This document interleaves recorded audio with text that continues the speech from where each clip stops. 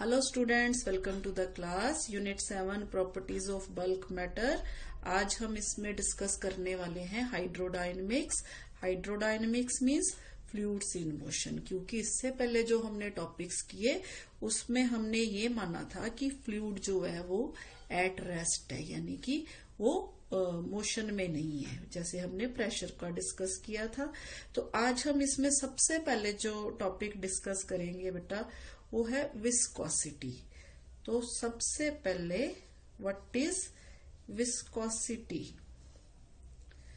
तो बेटा विस्कोसिटी जो है ये प्रॉपर्टी है फ्लूइड इन मोशन की, यानी कि जब फ्लूइड मोशन में होता है तो वहां पे हमेशा जो है विस्कोसिटी काउंट करती है। क्योंकि most of the fluids are not ideal ones. जब वो मूव करते हैं बेटा इस तरह से लेयर्स की फॉर्म में मूव करते हैं, ये देखिए इस तरह से ये डिफरेंट लेयर्स होती हैं फ्लूइड्स की, जिनकी वेलोसिटी क्या होती है, डिफरेंट होती है। तो जब रिलेटिव मोशन होती है फ्लूइड्स की, यानी कि इस लेयर की कंपैरेटिव टू दिस लेयर, तो ये क्या करती है, यहाँ पे रेजिस्टेंस आता है। जो रेजिस्टेंस होता है वो क्या करता है, डिस्ट्रॉय करने की कोशिश करता है relative motion of different layers of the fluid को। तो ये जो रेजिस्टेंस होता है ना, इंटरनल फ्रिक्शन का काम करता है फ्लूइड्स में, similar to the friction when solid moves on the surface of another solid. जैसे हमने सॉलिड के केस में पढ़ा है कि अगर ये ब्लॉक इस डायरेक्शन में मूव करता है तो फोर्स ऑफ फ्रिक्शन जो है इस तरफ लगती है, ये फोर्स ऑफ फ्रिक्शन है, ये अप्लाइड फोर्स है। इसी तरह से मान लीजिए ये लेयर इस तरफ मूव करना चाह रही है, तो ये लेयर क्या करती है, इसकी मोशन को डिस्ट्रॉय करने की कोशिश करती है, यानी कि ऑपोजिट डायरेक्शन में मूव करती है, इसको आगे जाने से रोकती है। तो this internal friction of moving fluid is called viscosity of fluid. तो बेटा viscosity is property of the fluid. Fluid में लिक्विड भी हो सकता है और गैसेस भी हो सकती है, by virtue of which an internal frictional force comes into play when the fluid is in motion in the form of layers having relative motion and it opposes the relative motion of the layers. तो बेटा इसकी एक example आप घर में रोजाना देखते हो, रूटीन में देखते हो। मान लो एक गिलास है आपके पास, आपने उसमें यहाँ तक मिल्क या वाटर कुछ भी यहाँ तक जो है भरा हुआ है, तो आप क्या करो, इसको चम्मच से स्टर कर दो। जब आप इसको स्टर करोगे तो यहाँ पे गोल गोल गोल गोल आपको मोशन दिखाई देगी लेयर्स की, डिफरेंट लेयर्स की। तो अब आप इसको स्टर करना बंद कर दो। जब आप इसको स्टर करना बंद करोगे तो थोड़ी देर बाद ये लिक्विड अपने आप रेस्ट में आ जाएगा, अपने आप जो है इसकी मोशन जो है वो खत्म हो जाएगी। तो वो कौन है जो इसकी मोशन को खत्म कर रहा है?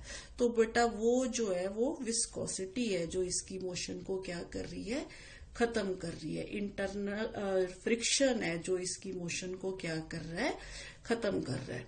तो विस्कोसिटी को हम फ्लूइड फ्रिक्शन भी बोल देते हैं और विस्कस ड्रैग ऑफ फ्लूइड भी बोल देते हैं, ठीक है, क्योंकि ये अपोज करता है relative motion of the different layers of the fluid. तो बेटा विस्कोसिटी को समझने के लिए मान लीजिए हमारे पास यहाँ पे दो ग्लास प्लेट्स है, ये पैरेलल ग्लास प्लेट्स है।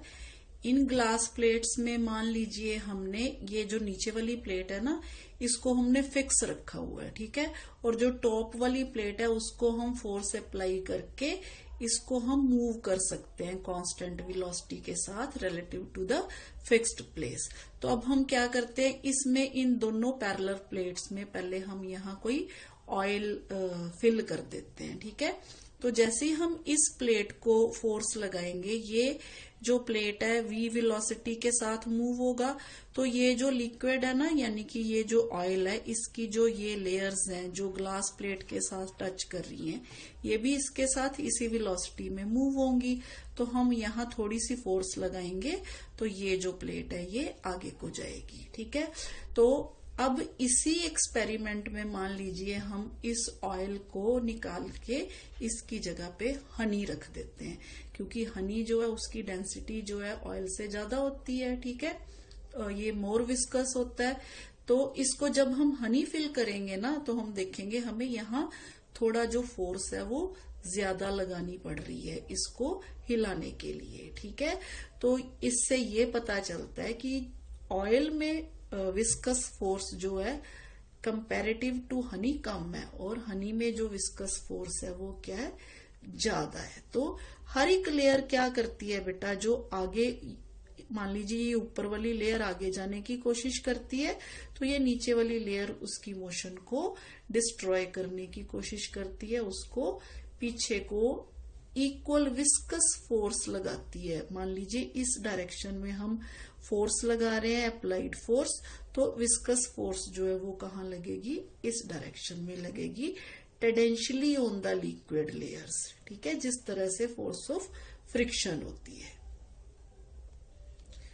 जी बेटा मान लीजिए अब यहाँ पे हम इसको थोड़ा और डिटेल में डिस्कस करते हैं।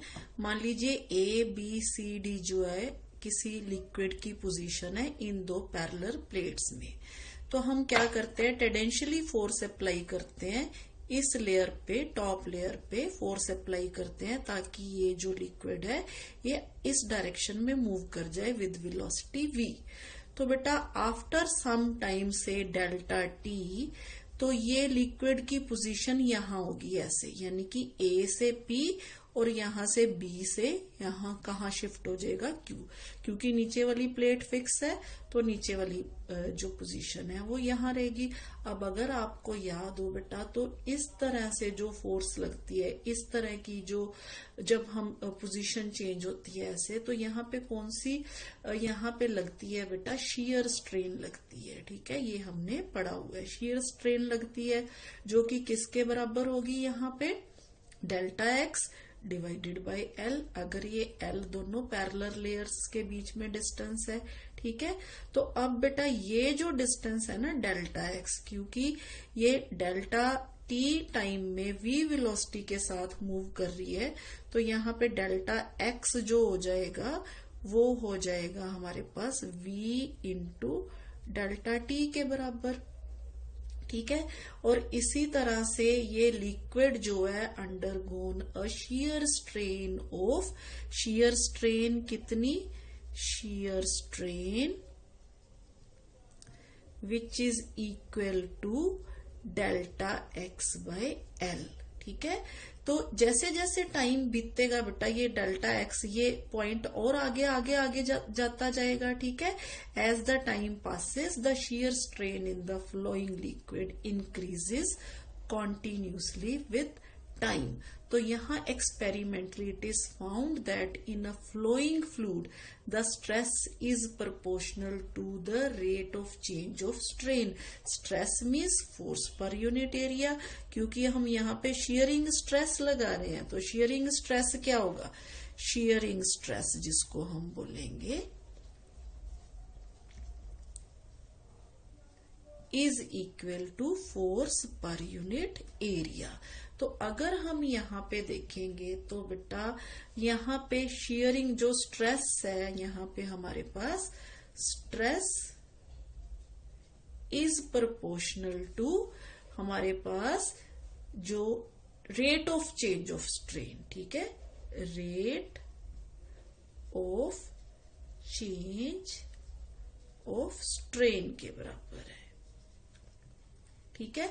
तो for the flowing liquid the rate of change of strain और स्ट्रेन रेट क्या होता है, strain rate means delta x by L, ये तो स्ट्रेन हो गया, तो स्ट्रेन रेट क्या हो गया, delta x by l by delta t, ठीक है। तो यहाँ पे हम अगर स्ट्रेन रेट की बात करेंगे, स्ट्रेन रेट, तो वो हो जाएगा बेटा चेंज इन shear strain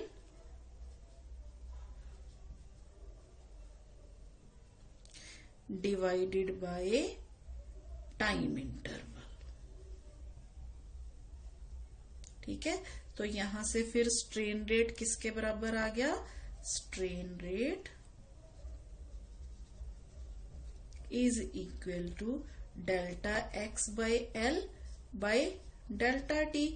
ठीक है। तो अगर यहाँ पे हम इसको देखें डेल्टा एक्स, यहाँ पे हमने delta x is equal to v delta t के बराबर माना हुआ है, ठीक है।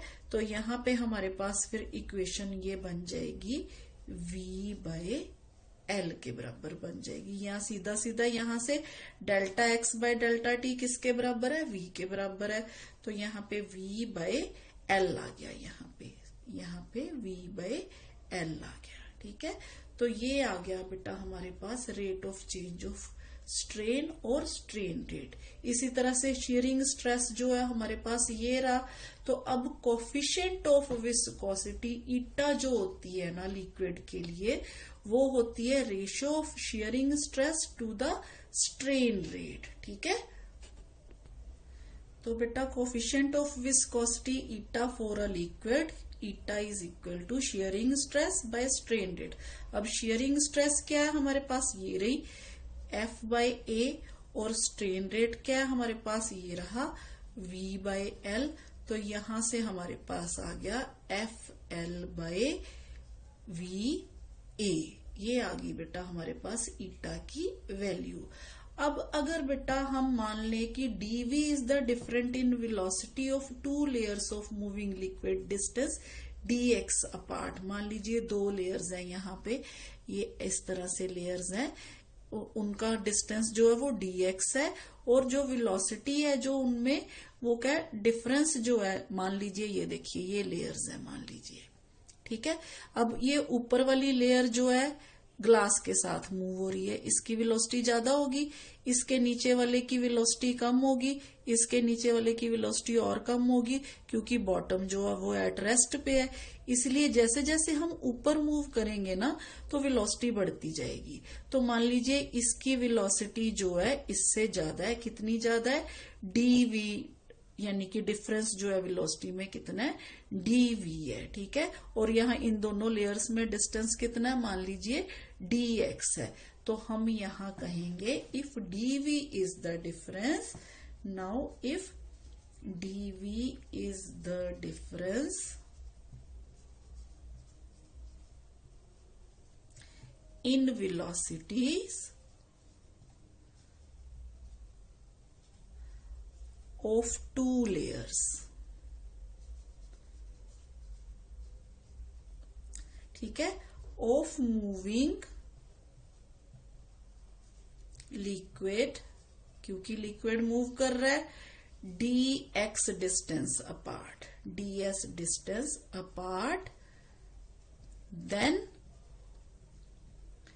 v by l is equal to dv by dx लिख देंगे हम, यहाँ स्मॉल वेलोसिटी, यहाँ पे small distance, which is velocity gradient between two layers of liquid, velocity gradient,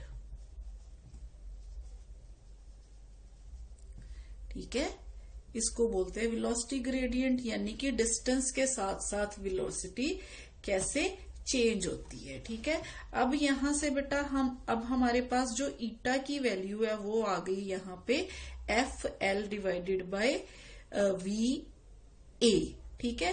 तो अगर हम इसको इस प्रकार से लिख दें, eta is equal to F by A, और यहाँ पे इसी तरह से v बाय एल, तो कोई फर्क तो नहीं ना पड़ेगा। तो इसका मतलब f बाय ए, तो v बाय एल की जगह पे dv बाय dx, ठीक है। तो अब अगर हम मान लें बेटा a जो है वो 1 है, dv बाय dx जो है वो भी 1 के बराबर है, तो फिर इस इक्वेशन में से हमारे पास जो ईटा की वैल्यू आ जाएगी, तो ईटा किसके बराबर हो जाएगा, f डिवाइडेड बाय 1 इंटू 1, यानी कि f के बराबर। तो यहाँ पे हम ये कहेंगे कि coefficient of viscosity of liquid is equal to the tangential force required to maintain a unit velocity gradient between two parallel layers of liquid, each of area unity, क्योंकि ये क्या है हमारे पास टेंजेंशियल फोर्स है, और लेयर का area हमने क्या लिया, यूनिट लिया, 1 यूनिट लिया। इसी तरह से वेलोसिटी ग्रेडियंट भी क्या लिया हमने, यूनिट लिया। तो यहाँ पे फिर ईटा की वैल्यू न्यूमेरिकली किसके बराबर आ गई हमारे पास, टेंजेंशियल फोर्स के बराबर आ गई। तो ये बेटा मैंने coefficient of viscosity of liquid की डेफिनेशन आपके लिए लिख दी। It is equal to the tangential force required to maintain a unit velocity gradient between two parallel layers of liquid, each of area unity। तो अब हम बात करते हैं बेटा डायमेंशनल फार्मूला ऑफ ईटा का। तो ईटा के लिए डायमेंशनल फार्मूला जो होगा, डायमेंशनल फार्मूला वो कहां से हम देखेंगे। देखिए डायमेंशनल फार्मूला देखने के लिए हमारे पास ये जो रिलेशन है F L divided by V into A, ये ले लीजिए चाहे, ठीक है। Eta is equal to F L divided by V into A. यहाँ पे F M L T minus 2, L यानी कि एल, वी यानी कि एल टी माइनस 1 और ए यानी कि एल स्क्वायर। तो ये सारी वैल्यूज जब हम पुट करेंगे डायमेंशनल फार्मूला हमारे पास हो जाएगा F L by velocity into area M L T minus 2 into L divided by L T minus 1 into L square. तो ये आ गया बेटा हमारे पास M L minus 1 T minus 1। तो ये आ गया बेटा डायमेंशनल फार्मूला फॉर विस्कोसिटी। इसी तरह से हम यूनिट भी निकाल सकते हैं कोफिशिएंट ऑफ विस्कोसिटी के।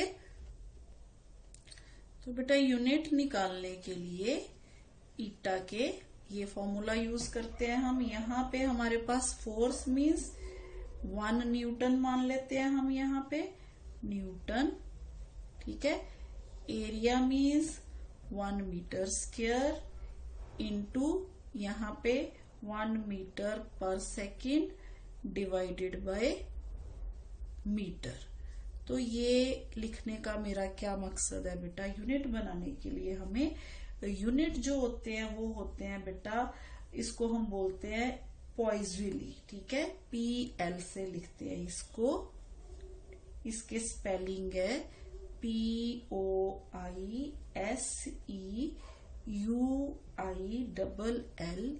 तो इसको जो मर्जी बोल लीजिए, पॉइजली बोल लीजिए, पॉइजली बोल लीजिए। तो ये हो गया बेटा यूनिट। अब जो 1 PL है वो किसके बराबर होता है, 1 PL इज इक्वल टू इसके बराबर होता है, ठीक है, 1 PL। तो ये यूनिट जो है हमारे पास 1 पॉइजली यूनिट्स हैं, ठीक है। और इसको पास्कल सेकंड भी बोल देते हैं, इज और यहाँ पे और पास्कल सेकंड। तो ये यूनिट है बेटा।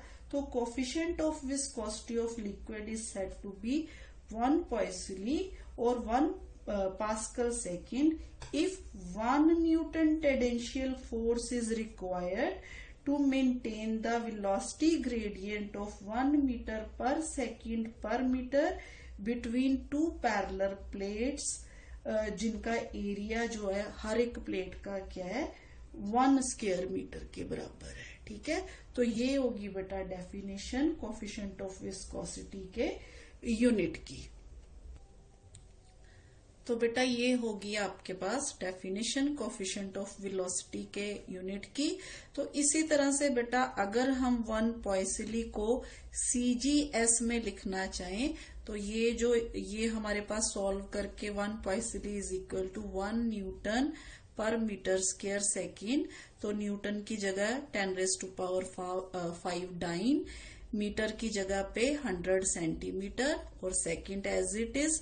तो हमारे पास यूनिट बन के आ जाएंगे CGS में 10 डाइन पर सेंटीमीटर स्क्वायर सेकंड के बराबर। जी बेटा अगर हम रिलेटिव विस्कोसिटी की बात करें तो रिलेटिव वेलोसिटी होती है ratio of viscosity of liquid, जिसको हम मान लीजिए ईटा से ही लिख देते हैं। To the viscosity of water. तो वाटर की विस्कोसिटी को हम इस तरह से वाटर इस तरह से लिख देते हैं। इसी के साथ ही बेटा जो विस्कोसिटी है जो वो वेक्टर नहीं स्केलर क्वांटिटी है, ठीक है। तो यहाँ पे viscosity is a scalar quantity.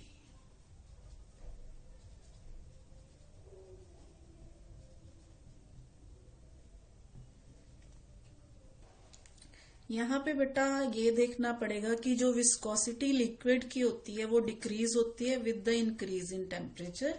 उसका रीजन ये है बेटा कि जो इंटरमोलिकुलर अट्रैक्शन होती है ना लिक्विड्स में, वो वीक हो जाती है जैसे जैसे टेम्परेचर इंक्रीज होता है। पर गैसेस के केस में क्या होता है कि जो विस्कोसिटी ऑफ गैस है ये इंक्रीज होती है with the rise in temperature. इसका रीजन ये है कि गैसेस के केस में जो डिफ्यूजन ऑफ मॉलिक्यूल्स होती है ना from one moving layer to another, ये डायरेक्टली प्रोपोर्शनल टू होती है टेम्परेचर के। तो अगर वो बढ़ जाती है तो फिर विस्कोसिटी भी जो है वो बढ़ जाती है। तो बेटा आइए बात करते हैं हम स्टोक्स लॉ, जिसको हम स्टोक्स लॉ ऑफ विस्कोसिटी भी बोल देते हैं। ये क्या कहता है हमें? ये कहता है the backward viscous force acting on a small spherical body of radius r moving with uniform velocity v through fluid of viscosity eta is given by F is equal to 6 pi eta RV। तो इसको समझने के लिए मान लीजिए बेटा हमारे पास actually होता क्या है, यहाँ पे लिक्विड है, मान लीजिए एट रेस्ट है। तो इस लिक्विड में हमने क्या किया, मान लीजिए यहाँ पे एक स्मॉल स्फेरिकल बॉडी जो है ना, यहाँ पे लिक्विड है, तो यहाँ पे एक स्मॉल स्फेरिकल बॉडी जो है लिक्विड में, यहाँ ऊपर से हमने मान लीजिए यहाँ बहुत हल्के से ड्रॉप की, तो वो नीचे जाना शुरू हो जाएगी विद वेलोसिटी v। तो जब वो नीचे जाएगी ना, तो जो इसके साथ साथ वाली लेयर्स है ना, वो उसी वेलोसिटी के साथ मूव करना शुरू कर देंगी जिस वेलोसिटी के साथ ये स्फेरिकल बॉडी नीचे जा रही है। पर जो इस मीडियम की layers away from the body है वो क्या रहेंगी, एट रेस्ट होंगी। तो इसके कारण क्या होगा, relative motion between different layers of medium जो है वो प्रोड्यूस हो जाएगी। As a result of this a backward dragging force that is viscous drag या viscosity comes into play which opposes the motion of the body. ठीक है, तो इस तरह से बैकवर्ड ड्रैगिंग फोर्स जो होती है वो इंक्रीज होती है with the increase in velocity of the moving body.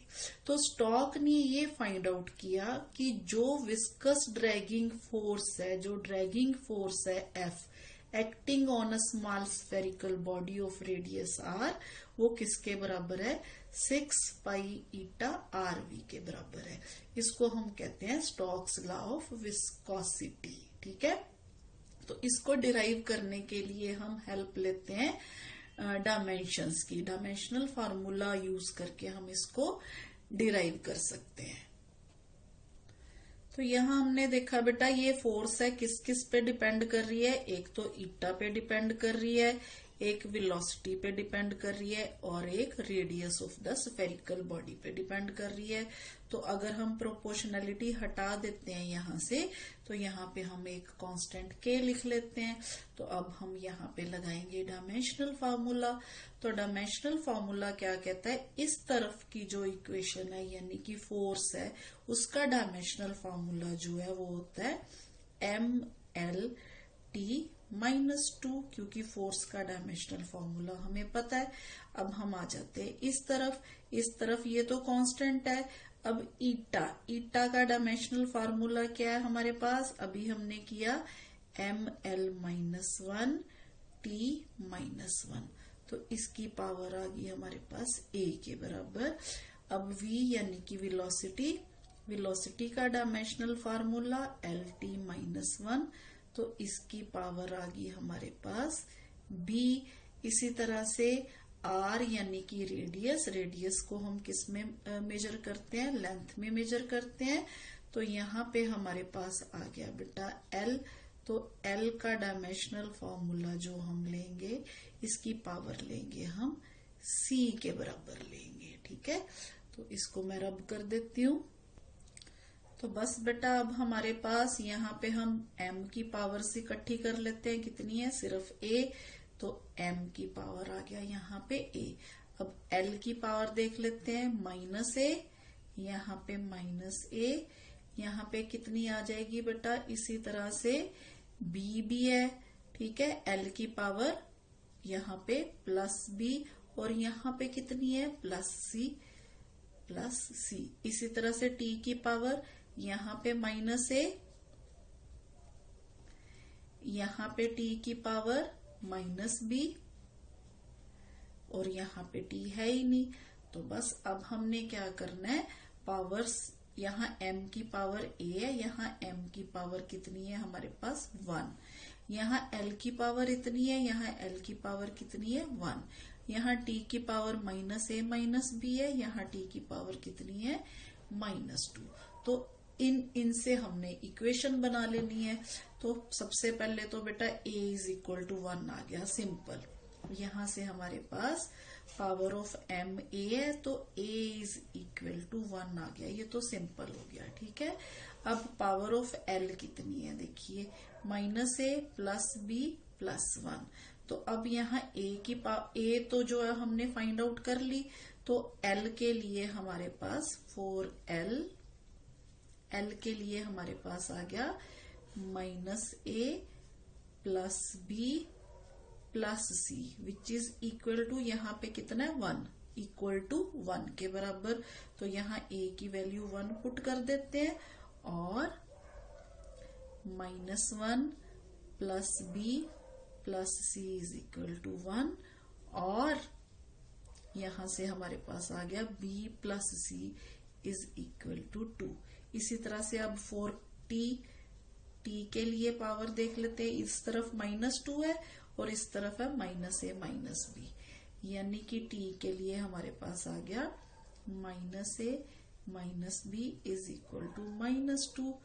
और यहाँ पे हमारे पास अगर हम इस तरह से लिखे -a यानी कि -1, ये हमें पता है, -1 - b = -2। तो यहाँ से हमें यहाँ से हमें b मिल जाएगा विच इज इक्वल टू 1। तो बस अब b मिल गया, तो अब यहाँ से c भी मिल जाएगा। तो 1 + c = 2, 1 + c = 2। तो यहाँ से c भी किसके बराबर आ गया, 1 के बराबर आ गया। ठीक है, तो ये सारी इक्वेशन से हमारे पास सारी वैल्यूज आ गई, a की, b की, c की। तो ये हम यहाँ पे पुट कर देंगे, a यानी कि 1, b यानी कि 1, c यानी कि 1।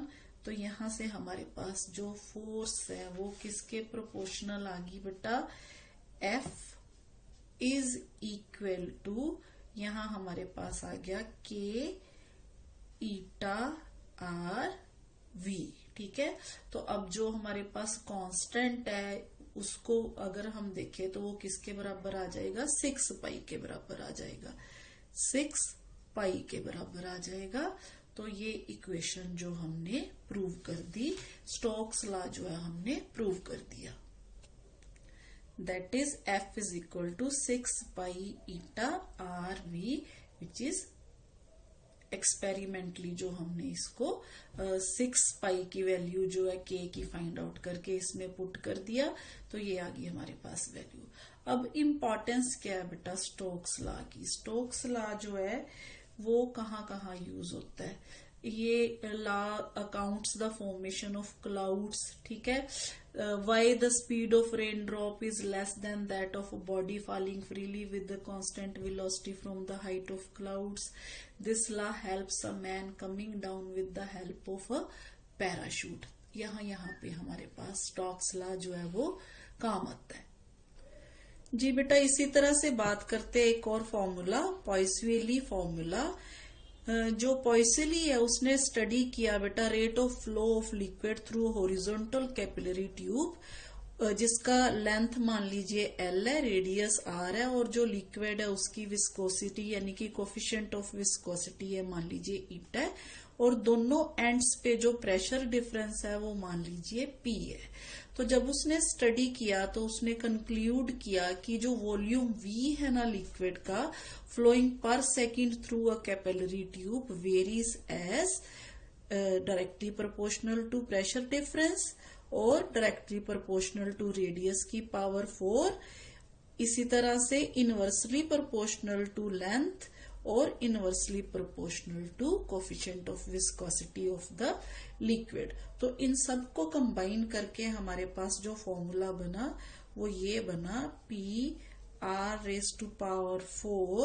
Divided by eta into L। तो अगर हम प्रोपोर्शनैलिटी हटा दें तो यहाँ पे हम यूज करेंगे π/8 constant PR⁴ divided by eta L। तो ये इक्वेशन है बेटा, इस इक्वेशन को हम बोलते हैं Poiseuille equation and is true only for the steady flow of liquid through a horizontal capillary tube, यानी कि ये हॉरिजॉन्टल पोजीशन में जो ट्यूब होती है उसके लिए वैलिड है। जी बेटा, अगर हम विस्कोसिटी और सॉलिड फ्रिक्शन की अब बात करें तो हम देखते हैं कि both comes into play when there is a relative motion, both oppose motion, both are due to molecular forces and both are tangential to the surface. ठीक है, ये क्या इसमें सिमिलरिटीज है। और अगर हम डिफरेंस देखें तो बेटा विस्कोसिटी जो है वो डिफरेंट करती है सॉलिड फ्रिक्शन से, क्योंकि जो विस्कोसिटी है ना acting between two layers of the liquid वो डिपेंड करती है एरिया ऑफ द लेयर पे। ठीक है, ये एरिया पे डिपेंड करती है, लेयर पे कितनी है। उसके बाद रिलेटिव वेलोसिटी पे डिपेंड करती है, ये दोनों लेयर्स के बीच में रिलेटिव वेलोसिटी कितनी है, और distance between the two layers पे डिपेंड करती है। इसी तरह जो विस्कोसिटी होती है ना बेटा वो नॉर्मल रिएक्शन जो होता है उस पे डिपेंड नहीं करती। ठीक है, ये हो गया बेटा डिफरेंस। तो बेटा अब हम बात करेंगे कि क्यों विस्कोसिटी की नॉलेज जो है वो जरूरी है हमारे लिए। तो बेटा अगर हम बात करें क्यों नॉलेज ऑफ विस्कोसिटी जरूरी है, तो बेटा सबसे पहले कुछ प्रैक्टिकल जो एप्लीकेशन है इसकी हम डिस्कस करते हैं। सबसे पहले बेटा ये काम आती है इन सेलेक्टिंग अ लुब्रिकेंट सिलेक्ट करने के लिए, जो कि हम डिफरेंट मशीनरी में डिफरेंट ऑयल्स यूज करते हैं, आपको पता है। ठीक है, डिफरेंट सीजन में, तो ये उसके लिए हमारी हेल्प करती है कि कौन सा लुब्रिकेंट कौन सी मशीन के लिए जो है वो यूज होगा। ठीक है, तो ये हो गया इसका। इसी तरह से बेटा जो liquids of high viscosity are used as buffers for absorbing shocks during shunting of train, यानी कि ये बफर्स में जो ऑयल होता है उसमें उसकी विस्कोसिटी जो है इसके द्वारा हम जो है वो जज कर सकते हैं। इसके अलावा बेटा shape and molecular weight of some organic liquids like protein and cellulose, उनको डिटरमिन करने के लिए यूज होता है। इसके अलावा phenomena of viscosity plays an important role in the circulation of blood through arteries and veins of human body. तो ये बेटा इसकी प्रैक्टिकल एप्लीकेशंस हैं विस्कोसिटी की। तो आज के लिए इतना ही बेटा, थैंक यू।